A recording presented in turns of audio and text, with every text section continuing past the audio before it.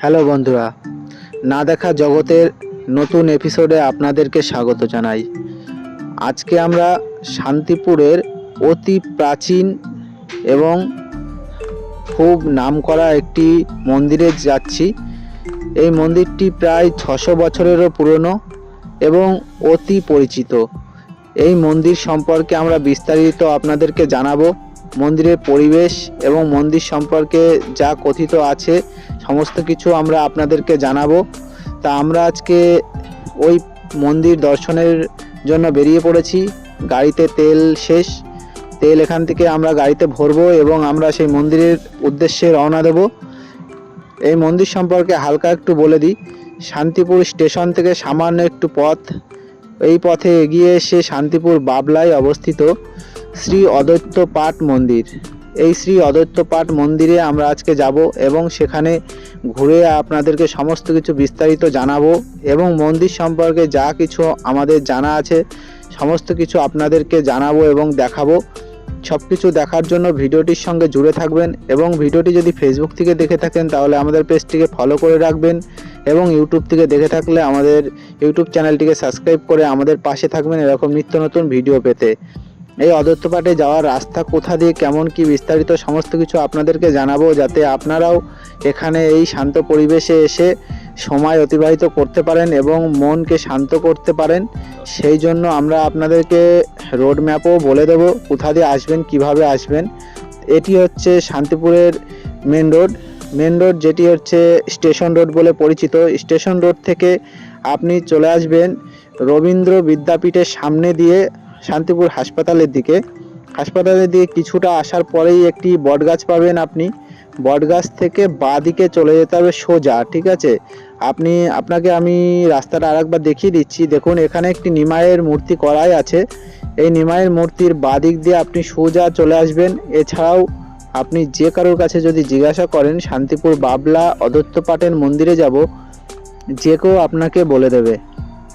তা চলুন কথা না বাড়িয়ে আমরা বাবলা মন্দিরের দিকে রওনা হই এবং এই বাবলা মন্দিরে প্রতি বছর খুব বড় বড় অনুষ্ঠান ও মেলা হয়, যেখানে প্রচুর ভক্তের আগমন হয়। আপনি যদি এখানে আসতে চান তাহলে আপনি আসতে পারবেন এই রাস্তা ধরে এবং এখানে এসে আপনি মেলায় ঘুরতে পারবেন এবং খুব ধার্মিক জিনিসপত্র এখান থেকে কিনে নিয়ে যেতে পারেন এবং অনুষ্ঠান ছাড়াও আপনি যে কোনো দিন এসে এখানে সময় অতিবাহিত করতে পারেন। খুব সুন্দর, পরিষ্কার পরিচ্ছন্ন ও শান্ত পরিবেশ।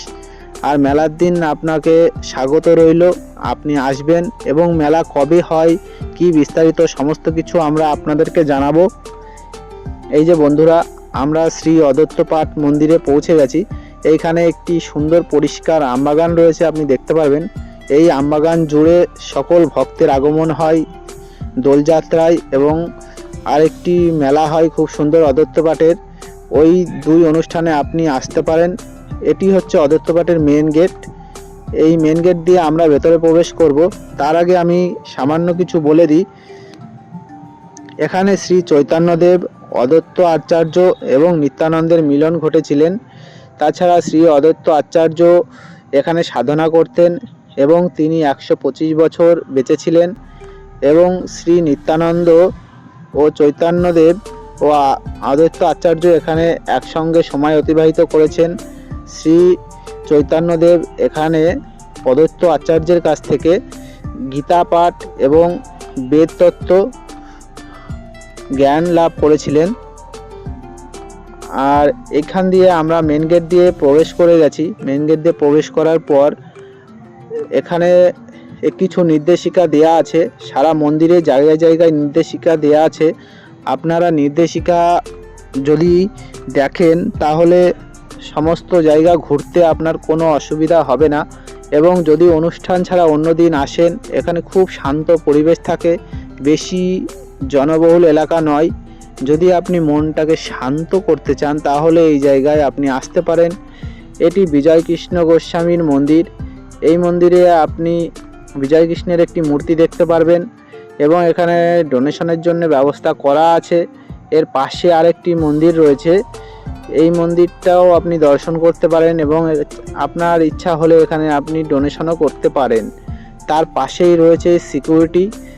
এখানে পরিষ্কার লেখা রয়েছে আপনি সিসিটিভি ক্যামেরার আওতায় রয়েছেন। এখানে সবসময় সিকিউরিটি গার্ডের মাধ্যমে এখানে পাহারা দেওয়া হয়। এছাড়া যেদিন খুব বড় অনুষ্ঠান হয় ওখানে রান্নার ব্যবস্থা করা আছে, ওইখানটায় রান্না করা হয় এবং ভক্তবৃন্দের জন্য প্রসাদ রেডি করা হয় এবং বিতরণ করা হয় সম্পূর্ণ ফ্রিতে। আপনারা আসতে পারেন এবং মহাপ্রসাদ গ্রহণ করতে পারেন। এরপর আমরা চলে আসবো আবার সামনের দিকে এসে আপনাদেরকে আরও অনেক কিছু দেখাবো। তার আগে বলে রাখি বন্ধুরা, এটি খুব প্রাচীন এবং পুরনো একটি মন্দির। অদ্বৈতাচার্য এখানে সাধনা করেছিলেন এবং এখানে শ্রী চৈতন্যদেব এখানে সন্ন্যাস গ্রহণ করেছিলেন। কোথায় সন্ন্যাস গ্রহণ করেছিলেন, কোথায় বিশ্রাম নিতেন, সমস্ত কিছু আমরা আপনাদেরকে দেখাবো। তাই আমাদের ভিডিওর সঙ্গে জুড়ে থাকবেন এবং এখনও যদি আপনারা ফলো না করে থাকেন এবং ইউটিউব চ্যানেল সাবস্ক্রাইব করে না থাকেন, আমাদের ইউটিউব চ্যানেলটি সাবস্ক্রাইব করে নেবেন এবং ফেসবুক পেজটি ফলো করে নেবেন। আমরা যেদিন এখানে আবার দোলযাত্রা উদযাপন হবে তখন আমরা দোলযাত্রার ভিডিও আপনাদেরকে দেব।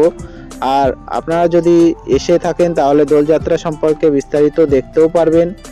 আর আমি তো প্রথমেই বলেছি বিভিন্ন নির্দেশিকা বোর্ড এখানে দেয়া আছে, যেগুলো অবলম্বন করলে পরিবেশটিও সুন্দর থাকবে এবং আপনাদের ভ্রমণ করতেও কোনো অসুবিধা হবে না। তাই এই নির্দেশিকা বোর্ডগুলো একটু ভালো করে মনোযোগ দিয়ে একটু সময় দিয়ে পড়ে নেবেন, তাহলে আপনার এলাকা ঘুরে দেখতে এবং সব সময় ভালো পরিবেশে থাকতে আপনার কোনো অসুবিধা হবে না।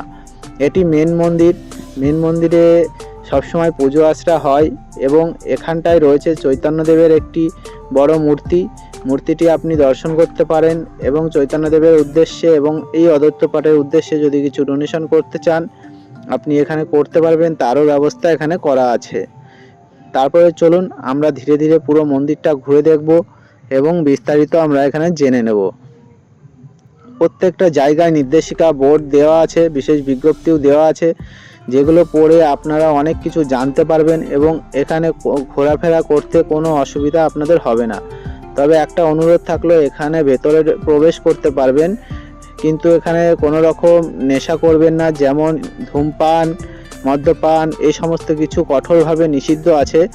এই সমস্ত কাজ আপনারা এখানে করবেন না, কিন্তু আপনি এসে এখানে মন শান্ত করতে পারবেন, কেননা এটা খুব শান্ত পরিবেশ। আর অনুষ্ঠানের সময় আসলে এখানে প্রচুর ভক্তবৃন্দের আগমন হয়, সেই সময় আপনি এখানে আনন্দ লাভ করতে পারবেন। তা চলুন আমরা এখানে জুতোটা খুলবো, কারণ আমরা সেই পবিত্র স্থানে প্রবেশ করতে চলেছি। এখানে জুতোটা খুলে আপনি ভেতরে আসবেন। ভেতরে আসার পরে এই গাছটি দেখতে পাচ্ছেন, এই গাছে অনেকেই আসেন, এসে তাদের মনস্কামনার জন্য এখানে একটি পাথর ঝুলিয়ে যান এবং মনস্কামনা পূর্ণ হলে এসে তারা পাথরটি খুলে যান। এখানে বিশ্বাস ও কথিত আছে, যারা এখানে পাথর বেঁধে যান তাদের মনস্কামনা পূর্ণ হয়। আপনি দেখতেই পাচ্ছেন এখানে প্রচুর পাথর বাঁধা রয়েছে এবং অনেক পাথর খুলেও নেওয়া হয়েছে, যাদের মনস্কামনা পূর্ণ হয়ে গেছে তারা খুলে নিয়েছে। আপনিও আসতে পারেন, আপনার মনস্কামনার জন্য এখানে পাথর বাঁধতে পারেন। এটা পাথর বাঁধার জন্য কোনো মূল্য নেই, আপনি সম্পূর্ণ ফ্রিতে এটা করতে পারেন। এটা বাবলা গাছ, আর এই গাছের নিচে চৈতন্যদেব বিশ্রাম নিতেন। এরপরে আমরা দেখাবো এই যে পাঁচিলটা দেখতে পাচ্ছেন, এই মন্দিরের পেছনে ওই কলা গাছের ওইখান দিয়ে ছিল নদী, যেই নদীটা এখন বর্তমানে নেই, ওইখানে চৈতন্যদেব এসেছিলেন। এরপর এটি একটা কৃষ্ণ মন্দির করা রয়েছে, এই কৃষ্ণ মন্দিরটি খুব সুন্দরভাবে ডিজাইন করা রয়েছে, দেখতেই পাচ্ছেন। এর ভেতরে রয়েছে তিনজনের মূর্তি। তারপর আমরা ধীরে ধীরে এগোবো মেন গাছের দিকে। এখানে আরেকটি সুন্দর মন্দির রয়েছে। এই দুই মন্দিরের ভেতর দিয়ে আমরা প্রবেশ করব সেই নিম গাছ তলায়, যেখানে চৈতন্যদেব সন্ন্যাস গ্রহণ করেছিলেন।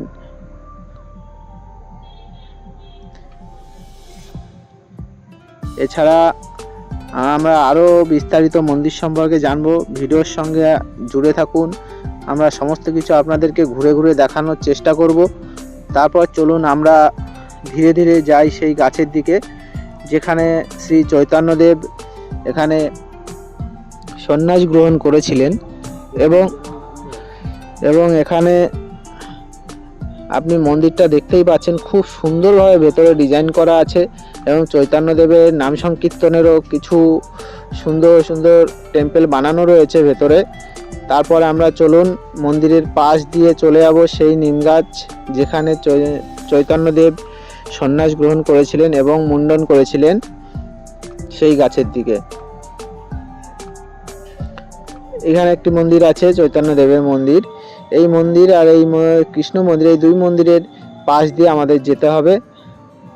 মূর্তিটি খুবই সুন্দরভাবে বানানো হয়েছে এবং এখন শীতকাল চলছে, যে কারণে ওখানে চাদর দেওয়া রয়েছে। এখানে বিস্তারিত মন্দিরের সম্পর্কে লেখা রয়েছে এবং মন্দিরের ডিজাইন ও কালার খুব সুন্দর করেছে। আপনি আসলে এখানে মন মুগ্ধ হয়ে যাবেন। এরপর আমরা চলে যাব, আপনারা দেখতেই পাচ্ছেন এখানে চতুর্দিক খুব শান্ত এবং বসার জন্য ও সময় কাটানোর জন্য জায়গা করে করে দেওয়া আছে। আর এদিকে সেই গঙ্গা নদীটা ছিল, যেটা এখন বর্তমানে বিলুপ্ত হয়ে গেছে, দীর্ঘদিন আগে ছিল। আমি আগেই জানিয়েছি আপনাদেরকে কি এই মন্দিরটা 600 বছরেরও বেশি পুরনো মন্দির। কারণ এখানে বিজয় কৃষ্ণ গোস্বামীরও টেম্পেল আমরা আগে দেখিয়েছি আপনাদেরকে, আর এখানে আরও দুটো টেম্পেল আমরা দেখালাম। এরপর আমরা সেই নিমগাছতলায় চলে এসেছি, যেখানে শ্রী চৈতন্যদেব মুন্ডন করিয়েছিলেন এবং সন্ন্যাস গ্রহণ করেছিলেন। গাছটি এখনও সুন্দরভাবে জীবিত রয়েছে। যারা দেখতে চান তারা এখানে এসে দেখতে পারেন। তাছাড়া আমরা ক্যামেরা বন্দি করে যথেষ্ট আপনাদেরকে দেখানোর চেষ্টা করলাম। দেখতেই পাচ্ছেন জায়গাটি খুব পরিষ্কার পরিচ্ছন্নভাবে এখনও সংরক্ষিত রয়েছে। আমরা এই রাস্তা ধরে এসেছি ভেতরে আসার পরে এই যে গাছটি দেখতে পাচ্ছেন। এরপর আমরা আবার সামনের দিকে ধীরে ধীরে এগোবো, তারপরে মন্দিরের পরিবেশটা আবার আমরা দেখাবো। তো চলুন বন্ধুরা, আমরা আস্তে আস্তে এগিয়ে যাই সামনের দিকে। আমরা যে কৃষ্ণ মন্দিরটি দেখলাম, সেই কৃষ্ণ মন্দিরের পেছন সাইড দিয়ে আমরা আবার সামনের দিকে যাচ্ছি। এই যে ডান দিকে যে মন্দিরটা দেখছেন, এই মন্দিরটাই আমরা আপনাদেরকে দর্শন করালাম। এরপর এখানে যেই গাছটি আমি দেখিয়েছিলাম, সেই গাছটিও রয়েছে এখানে, দেখতেই পাচ্ছেন। আমরা মন্দিরটা সম্পূর্ণ পরিদর্শন করা হয়ে গেল। এরপর আমরা যাব মন্দিরের সামনের দিকে, যেদিক দিয়ে আমরা এসেছিলাম আবার সেই দিকেই যাব। সেই দিকে গিয়ে আপনাদেরকে আরও বিস্তারিত জানাবো। এই গাছ সম্পর্কে আপনাদেরকে যথেষ্ট জানিয়েছি।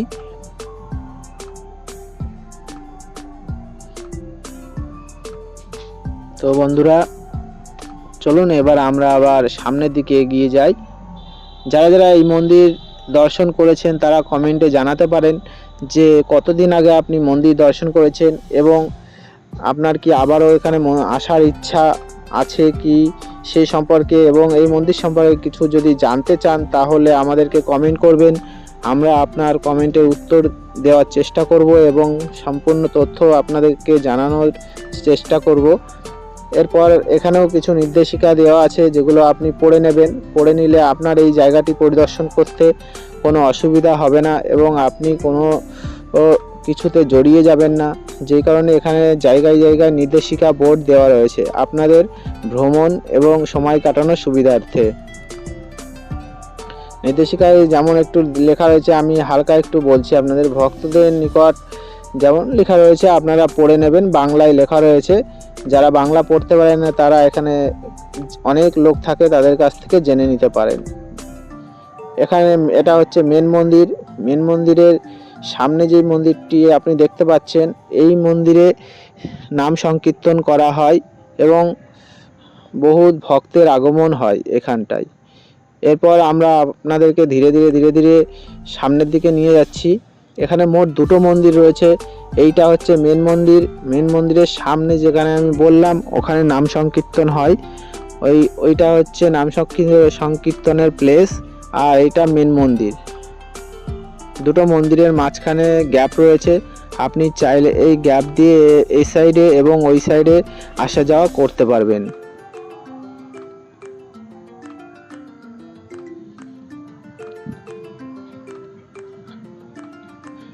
দরজাটি সবসময় বন্ধ থাকে, যেই কারণে আমরা সম্পূর্ণভাবে আপনাদেরকে পরিষ্কার ক্যামেরা বন্দি করে দেখাতে পারছি না। তবে আপনি আসলে স্বচোখে এখানে দেখতে পারবেন, সম্পূর্ণ কোনো অসুবিধা হবে না। এরপর চলুন আমরা ধীরে ধীরে আরও সামনের দিকে এগিয়ে যাই। আপনারা যদি এইখানকার মেন অনুষ্ঠান যেমন দোলযাত্রা যদি আপনি দেখতে চান তাহলে এখানে আসবেন, এবং যদি আসতে না পারেন, বহু দূরে যদি আপনার আর বাসা হয়, তাহলে আপনি আমাদের ভিডিও দেখার পর চ্যানেলটি ফলো করবেন এবং ফেসবুক থেকে যদি দেখে থাকেন তাহলে ফেসবুক পেজটিকে ফলো করে রাখবেন।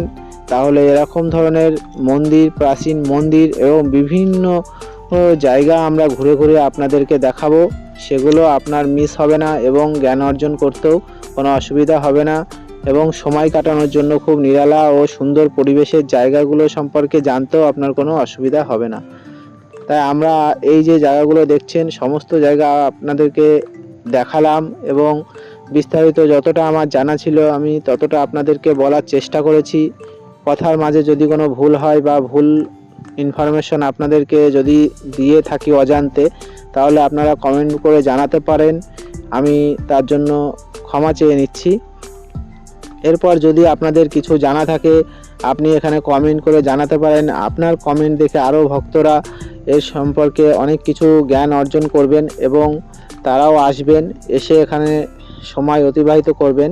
এই যে আম গাছটি দেখতে পাচ্ছেন, এই আম বাগানেই প্রচুর ভক্তের আগমন হয়, কিন্তু আগমনটা কবে হয় সেটাও আমি আপনাদেরকে ভিডিওর মাধ্যমে জানিয়ে দেবো। সেই জন্য আমাদের ফেসবুক পেজ ও ইউটিউব চ্যানেল সাবস্ক্রাইব করে আমাদের পাশে থাকবেন। তো আজকে আমাদের এই মন্দির দর্শন সম্পূর্ণ হলো। এরপর আমরা এখান থেকে বাড়ির দিকে রওনা দেব। বন্ধুরা, এরকম আরও অতি প্রাচীন মন্দির আমরা ঘুরে ঘুরে আপনাদেরকে দেখাবো।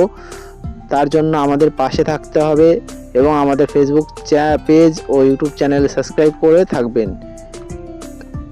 আর ভিডিও সম্পর্কে যদি কোনো ভুল থাকে এবং যদি কিছু জানতে চান, কোনো মন্দির যদি দেখতে চান আপনি, তাহলে কমেন্ট করে জানান, আমরা আপনাকে সেই মন্দির দর্শন করাবো, ক্যামেরাবন্দি করাবো এবং করিয়ে সেই মন্দির সম্পর্কে আপনাকে বিস্তারিত জানাবো। তাই আজকে আমাদের ভিডিও এখানেই সমাপ্ত করছি। আবার দেখা হবে নতুন একটি ব্লগে। ভালো থাকবেন, সুস্থ থাকবেন এবং সময় হলে এই মন্দিরটা একবার দর্শন করে যাবেন। ধন্যবাদ।